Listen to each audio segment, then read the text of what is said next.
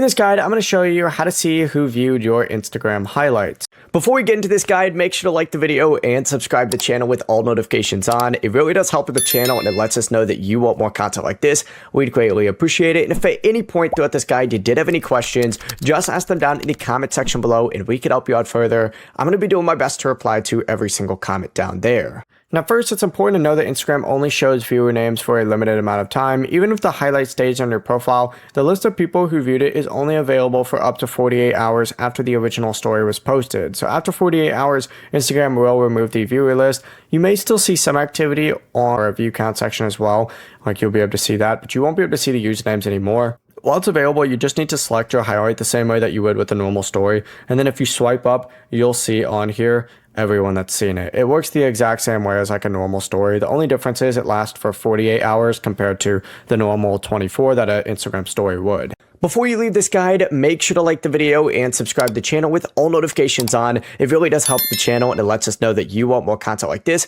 We'd greatly appreciate it. If at any point throughout this guide you did have any questions, once again, ask them down in the comment section below and we can help you out further. I'm going to be doing my best to reply to every single comment down there. Have a great rest of your day though. Peace.